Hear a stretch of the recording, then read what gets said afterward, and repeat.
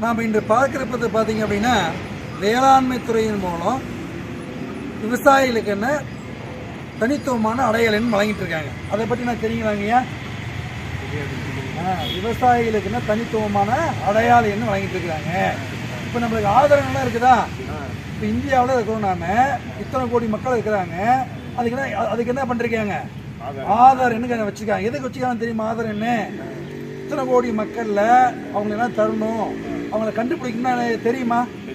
தெரியாது. அப்போ ஒரு நம்பர் கொடுத்துட்டா இவரு தான் இவரு, இந்த நம்பர் கொண்டாடுற இவரு, இந்த மாநிலத்தை சேர்ந்தவர், இந்த மொழியை பேசக்கூடியவர் அப்படின்னு தெரியும் இல்லையா?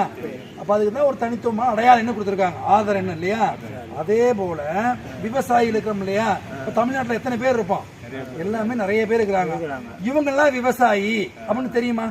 யாரெல்லாம் விவசாயின்னு தெரியுமா? யாருன்னு தெரியாது. அப்ப என்ன பண்ணணும்? இவங்கெல்லாம் விவசாயி தான் அப்படிங்கிறதுக்கு என்ன வேணும்? ஒரு அடையாளம் என்ன? அதுக்கு தான் வந்து என்ன பண்றாங்க, இந்த வேளாண்மை துறை மூலம் விவசாயிகளுக்கு என்ன தனித்துவமான அடையாளம் என்ன பண்றாங்க, வழங்கிட்டு இருக்கிறாங்க. எதுக்கு கொடுக்குறாங்க அந்த அடையாளம் என்ன அப்படின்னு பாத்தீங்கன்னா, இப்ப மத்திய அரசு இருக்கா, மாநில அரசு இருக்குது. இப்ப உங்களுக்கு விவசாயிகளுக்கு மானியத்துல தரணும், இல்ல நம்மளுக்கு ஏதாச்சும் மானியம் வேணும்னாலும் இந்த நம்பரு கண்டிப்பா தேவை. இப்ப பாரத பிரதம மந்திரி என்ன வாங்குறோம், PM கிசான் வாங்குறோமா? விவசாயிகள் எப்படி தருவாங்க? வருடத்திற்கு 6000 ரூபாய் தருவாங்க. இப்ப இந்த 6000 வாங்கணும்னாலும் நம்மளுக்கு என்ன தேவை? தனித்துவமான அடையாளம் தேவை.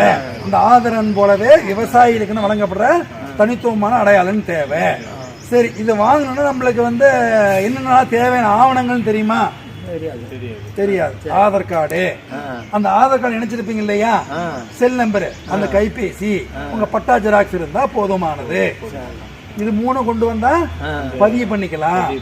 ஒரு கால் நீங்க வந்து ஆதார்ல வந்து உங்க செல் நம்பர் இணைக்கலனாலும் நீங்க வந்தீங்கன்னா உங்களை ஸ்கேன் பண்ணி கண்ணை ஸ்கேன் பண்ணி என்ன பண்ணுவாங்க, பதிவு பண்ணி கொடுத்துருவாங்க. இது 3 இருந்தா போதும். என்னென்ன சொல்லுங்க? ஆதார் கார்டு, ஆதார் கார்டு இணைச்சிக்கிற கைபேசி,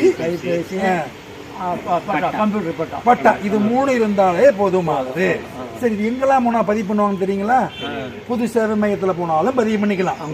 இல்ல ஒவ்வொரு வட்டாரத்துல இருக்கிற வேளாண்மை விரிவாக்க மையம் இருக்கு இல்லையா, அங்க போனாலும் என்ன பண்ணலாம், பதிவு செஞ்சுக்கலாம்.